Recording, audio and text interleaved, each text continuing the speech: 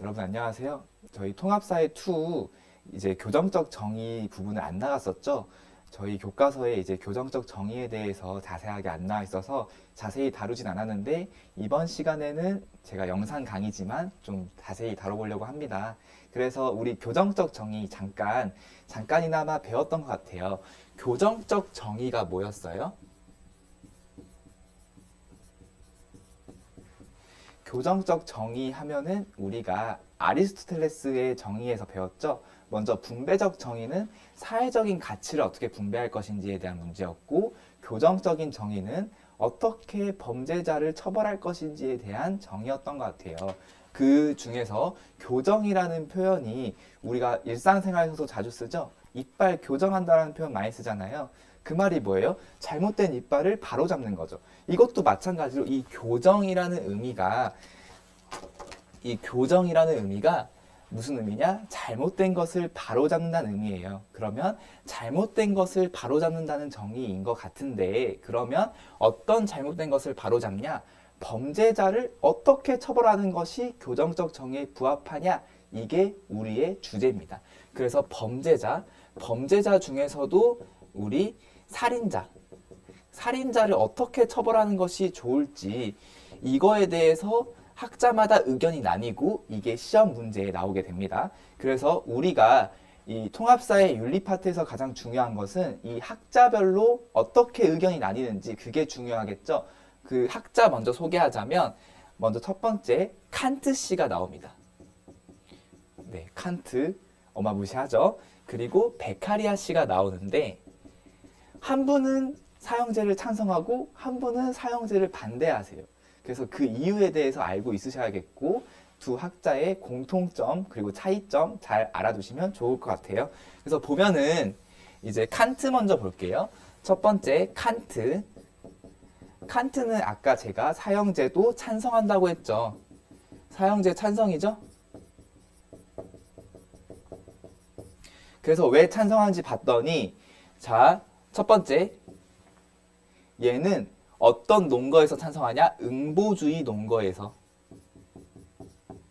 응보주의라는 게 뭐예요? 응보주의는 어떤 범죄 행위가 있으면 그에 상응하는 처벌을 내린다는 거예요. 그래서 범죄 행위에 상응하는 어떤 보복을 한다.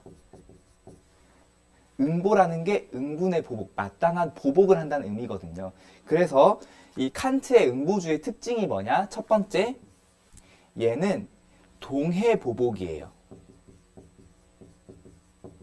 동해보복이란 게 뭐냐면 말 그대로 동일한 해를 입히는 보복행위다라는 건데 예를 들어 이런 거죠. 너 살인 저질렀어? 너 사람 죽였어? 그럼 너도 죽어야지 이런 거예요. 그래서 동해보복을 다른 표현으로 우리 익숙한 표현 있죠? 눈에는 눈, 이에는 이. 그쵸? 이걸 다른 표현으로 또 뭐라고 하냐? 동등성의 원리다.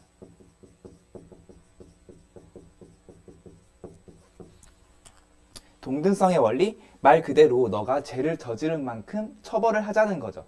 죄와 처벌을 일치시키는 것. 그에 상응하는 처벌을 내리는 것, 그게 동등성의 원리겠죠. 그래서 칸트가 보기에는 이 범죄 행위, 너가 살인을 저질렀으면 무조건 너가 그만큼의 해를 입어야 돼. 그만큼 너도 사형에 처해져야 돼. 라는 거죠. 그래서 칸트의 특징 이따 보시면 알겠지만 어떤 사회적인 이익을 위해서 우리가 형벌을 집행할 수 없고 오직 그가 범죄를 저질렀다는 그 사실, 그 하나만으로 응보의 대상인 거예요. 그러니까 보복의 대상인 거예요. 즉 동해 보복의 대상인 거죠. 그쵸? 그리고 두 번째, 칸트는 사회계약론자입니다. 그래서 어떤 사회계약을 우리가 맺었냐? 우리가 이성적으로 생각할 때 이성적인 인간들이 어떤 걸 사회계약의 내용에 포함시켰냐? 사형제도는 우리가 사회계약 내용에 포함된대요. 그래서 사형제도가 사회계약에 포함된다.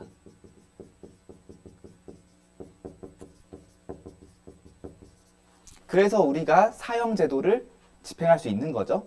그리고 세 번째, 우리가 사형제도라고 하면은 인간 존엄성에 부합하지 않을 것 같은 형벌이라고 생각하겠지만 칸트의 생각은 달라요. 오히려 이런 사형이, 그러니까 살인자에 대한 사형이 오히려 어떤 거냐면 인간 존엄성을 존중하는 행위래요.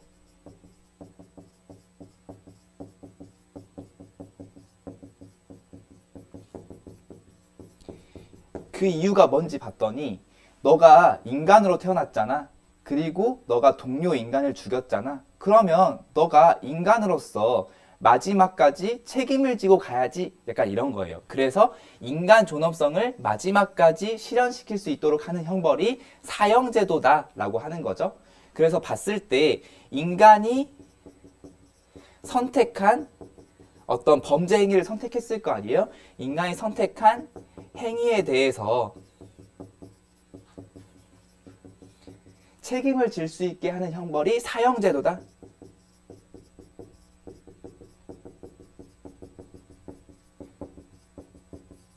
그쵸? 네. 정말 그쵸? 너가 이제 동료 인간을 죽였으니까 당연히 너가 어떤 짐승으로 안 남으려면 당연히 인간으로서 너가 사형에 처해져야 그게 마지막까지 너가 인간의 도리를 하고 가는 거다. 참 센 주장이에요. 그쵸? 그리고 마지막, 칸트가 볼 때 형벌의 목적이 뭐냐? 아까 봤을 때 제가 뭐라 그랬어요? 칸트가 생각하기에 어떤 사회적인 선, 사회적인 이익, 뭐 최대 다수의 최대 행복, 이런 것을 위한 수단으로 형벌이 집행되어서는 안 된다라고 했었죠. 그래서 오직 형벌은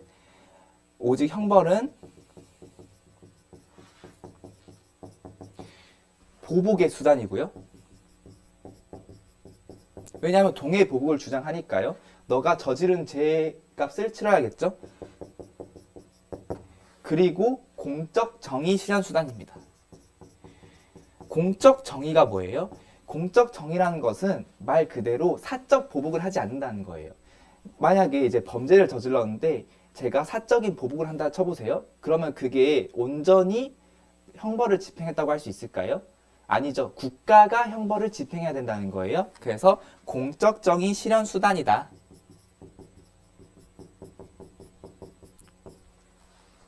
네, 칸트까지 잘 배우셨죠? 자, 볼게요. 다음 학자. 뭐라고 했죠? 베카리아. 베카리아는 아무래도 사형제도를 반대하겠죠. 그렇죠? 사형제도 반대하겠죠. 그래서 왜 사형제도를 반대하는지 그게 중요한 키포인트가 되겠죠. 먼저 첫 번째, 베카리아도 사회계약론자입니다. 베카리아는 사회계약론에서 어떤 걸 주장하냐면 우리는 생명권을 국가에 양도한 적이 없다. 생명권을 국가에 양도한 적이 없대요. 그 말은 뭐냐? 국가는 사형을 집행할 권한이 없다는 거죠. 생명권을 양도하지 않았으니까. 그쵸? 국가는 사형 집행 권한 없어. 그쵸? 국가는 사형 집행 권한이 없어. 너가 사형을 집행하는 거, 그거 국민들한테 전쟁을 선포하는 거야. 시민들한테 전쟁 일으키자고 하는 거야. 사형은 시민에 대한 국가의 전쟁 선포 행위다. 그만큼 사형제도는 정당화될 수 없다는 거죠. 그렇죠? 그럼 사형제도가 정당화될 수 없으면 대체 형벌이 존재해야 될 거 아니에요? 그렇죠? 베카리아가 보기에 대체 형벌이 있어요. 그 형벌이 뭐냐? 바로 종신노역형이에요.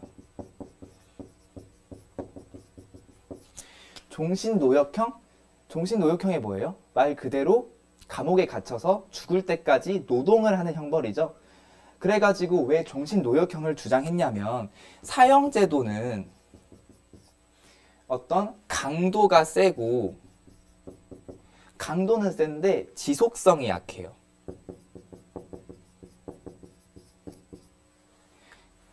그러니까 어떤 다른 일반 시민들한테 맞아, 살인 저지르면 안 되지 라는 본보기가 돼야 되는데, 사형제도는 그냥 죽었다, 그리고 어쩔? 약간 이런 거죠. 지속성이 약한 거죠. 근데 반면에 종신노역형은 강도는 얘보단 약한데 지속성이 강한 거죠. 그래서 시민들한테 본보기가 될 수 있대요. 그래서 이런 시민들한테 본보기가 되고 공포심을 유발하기 때문에 사형제도보다는 우리가 범죄 예방 효과가 높더라.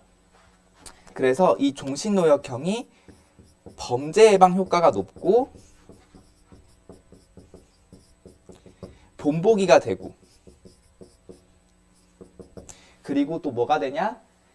범죄자를 교화하는데 아주 유용하더라. 그래서 사형제도보다는 종신노역형을 택하는 거죠. 근데 여기서 함정. 사형제도는 어떠한 효과도 없는 형벌이다? 아니죠. 효과가 있기는 하지만 종신노역형보다는 효과가 떨어지기 때문에 우리가 대체 형벌인 종신노역형을 택하는 거죠. 그쵸? 그리고 우리가 사회 계약을 맺었잖아요. 그쵸? 우리가 국가가 사형 집행 권한이 없다면서요. 그래서 우리가 종신노역형을 채택한 거죠. 그리고 중요한 거, 베카리아는 공리주의학자입니다. 공리주의가 뭐예요? 최대 다수의 최대 행복. 그쵸? 우리 통합사회 원 때 배웠어요. 벤담. 똑같아요. 얘도 형벌이라는 거, 형벌은 최다체행을 목표로 해야 된다. 그러니까 사회적 유용성을 목표로 해야 된다는 거죠. 거기에 범죄 예방이 있을 수 있겠고, 범죄자 교화가 있을 수 있겠고, 그리고 본보기가 되는 것도 있을 수 있겠고, 그쵸?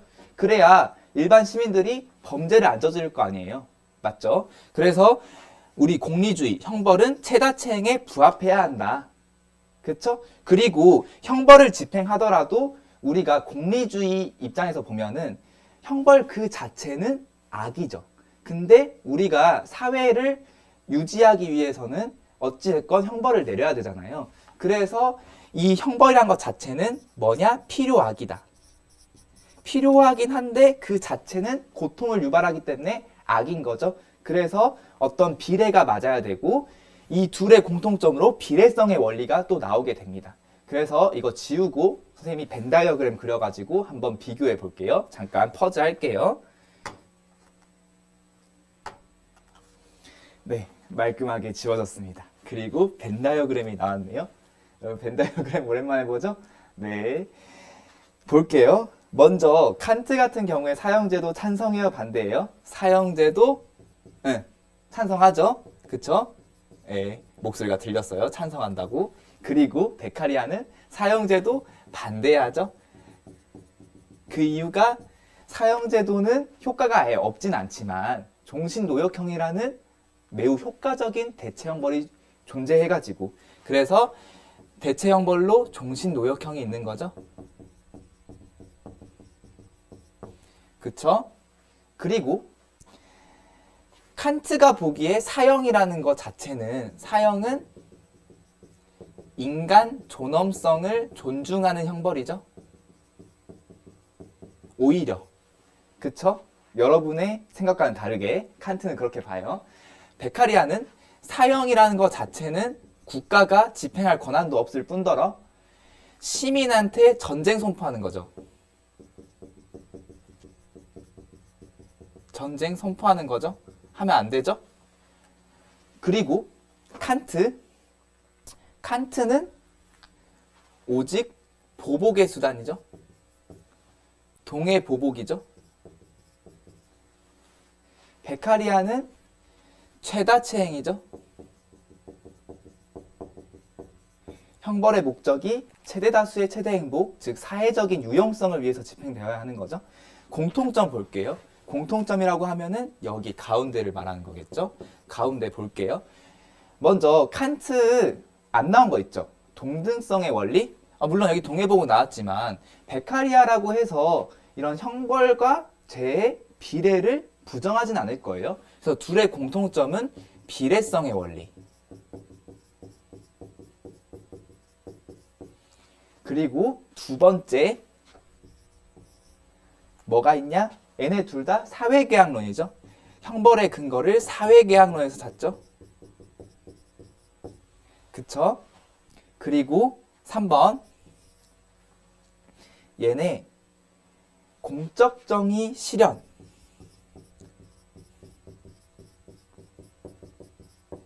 칸트만 공적정의 실현인 거 아니에요? 아니죠. 공적정의라는 게 뭐냐면 사적인 보복하지 말라는 거예요. 국가가 형벌을 집행하라는 거예요. 그래서 사적인 보복, 사적 집행하지 말고 형벌을, 그러면 정당성이 없잖아요, 형벌에. 사형을 집행할 때 사적으로 집행하지 말고 공적으로, 즉 국가가 집행해라. 그쵸? 국가가 집행해야 정의로운 거죠. 그리고 마지막 얘네 근대 사상가예요. 보통 사회계약론이라고 하면 근대 계몽주의 이후죠. 그래서 얘네 사회계약론이고, 그리고 얘네 근대 사상가니까 제형 법정주의라고 들어봤어요?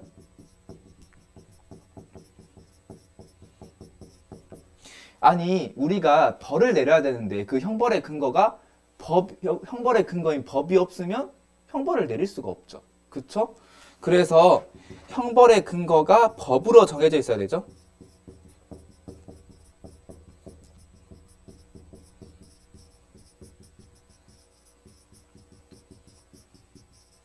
그리고 비례성의 원리, 잠깐만 추가 설명하면, 제가 추파춥스 훔쳤는데 약간 너 사형 하면 약간 좀 비례성이 어긋나지 않겠어요? 아무래도 칸트도 그렇고, 너 추파춥스 훔쳤어? 너 종신 노역형 하면은 당연히 베카리아 입장에서도 비례성이 어긋나는 거겠죠. 그래서 뭐 죄와 처벌이 상응해야 되는 거죠.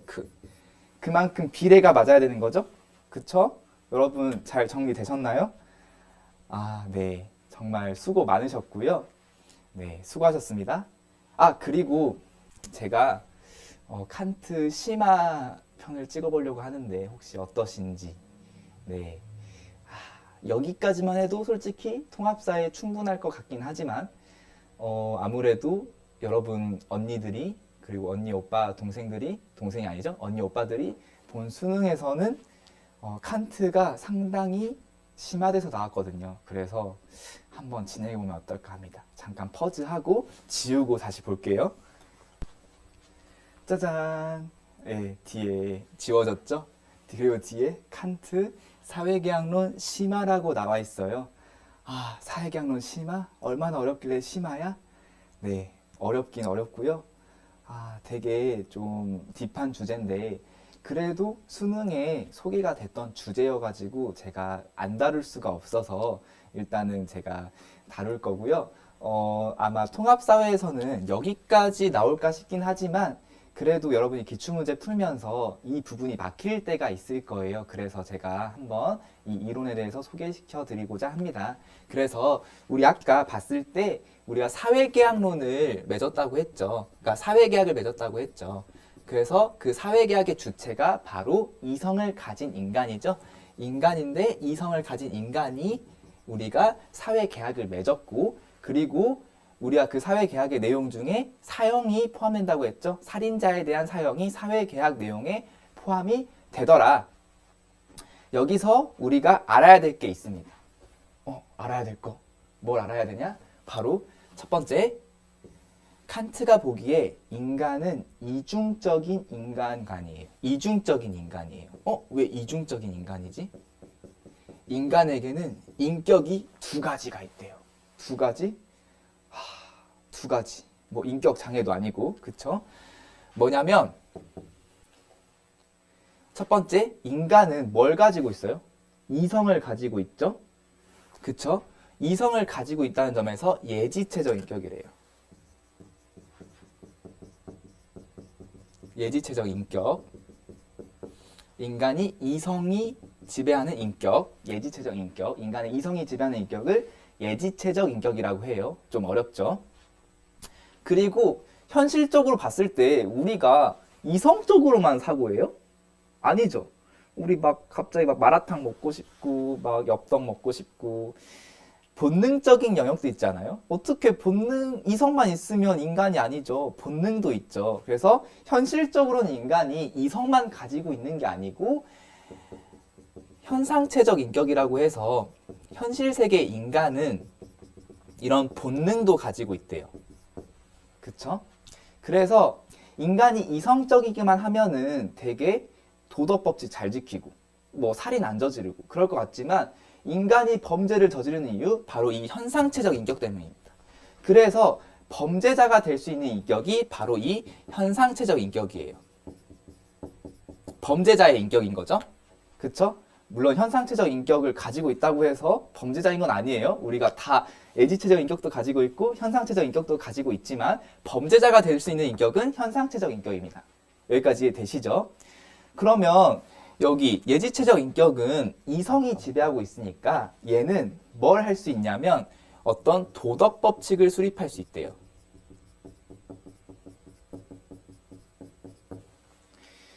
예를 들어서 살인하지 마. 살인하지 마. 너 살인하면 사형시킬 거야. 이런 도덕 법칙 같은 거 있었죠. 그리고 현상체적 인격은요. 어떤 거에 지배를 받냐면 이런 본능, 자연적인 본능의 지배를 받는데요. 그렇기 때문에 이 현상체적 인격은 이 예지체적 인격이 수립한 도덕 법칙을 어기기도 하는 거죠. 그쵸? 도덕 법칙을 위배할 수 있는 거죠. 그렇기 때문에 우리가 이 현상체적 인격이 범죄자가 되는 거죠. 여기까지 이해되세요? 그러면 시험 문제 도대체 어떻게 나올까? 보면은 어떻게 나오냐면 우리가 사형은 범죄자의 동의를 받았다? 아니죠. 범죄자는 현상체적 인격이잖아요. 우리가 동의를 받은 건 어디의 인격이에요? 바로 예지체적 인격이죠. 그쵸? 쓸게요. 사형은 범죄자의 동의를 받은 것이다. X죠? 누구의 동의를 받은 거예요? 예지체적 인격의 동의를 받은 거죠.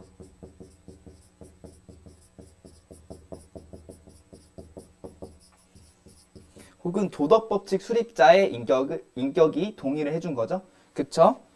범죄자의 동의 아니에요. 사형. 그리고 두 번째, 범죄자가 의욕한 것. 범죄자는 처벌받을 행위를 의욕했다. OX.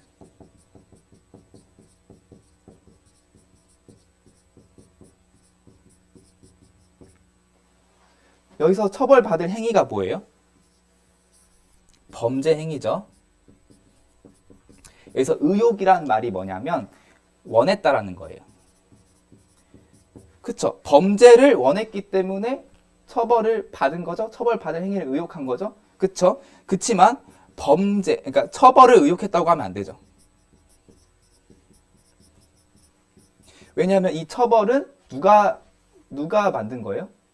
예지체적 인격이 처벌을 내리기로 했잖아요. 도덕법칙을 수립해가지고. 그러니까 범죄자는 처벌을 의욕할 수 없죠. 처벌받을 행위를 의욕한 거죠. 혹은 범죄를 의욕한 거죠. 그래서 이게 대체적으로 조금 많이 어렵게 나와요. 꼬아서 나오면. 그래서 좀 알아두시면 좋겠고 또 추가적으로 옆에다 쓸게요. 알아야 될 거 예지체적 인격이랑 현상체적 인격 말고도 또 인격이 두 가지가 더 있습니다. 무슨 인격이 이렇게 많아? 먼저 생득적 인격성, 죄송해요. 발음이 안 돼서. 그리고 시민적 인격성.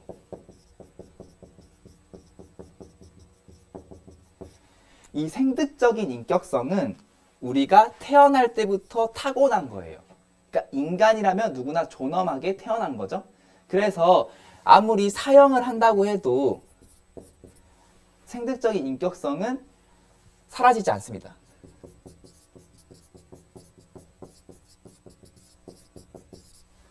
그쵸? 근데 시민적인 인격성은 후천적으로 형성된 거여서 사형을 하면은 이 시민적인 인격성은 사라져요. 그러니까 시민사회에서 있었던 인격이 사라지는 거죠. 왜냐하면 시민사회에서 내가 없어지는 거니까. 그렇다고 해서 내가 타고 태어날 때부터 있었던 그런 존엄한 것들이 사라지는 건 아니죠. 왜냐하면 사형은 인간 존엄성을 존중하는 형벌이라면서요. 그 사형제도를 한 것도 이 생득적인 인격성, 그러니까 그 타고 태어난 내 인격성, 내 인간 존엄성 때문에 우리가 사형제도가 인간 존엄성을 존중하는 형벌이라고 했었죠. 우리가 사라지는 건 내가 후천적으로 생겨난 이 시민적인 인격성이 사라지는 거지 생득적인 인격성이 사라지지 않는다. 이거 기억하시면 될 것 같아요. 그래서 사라지는 건 시민적인 인격성이 사라진다.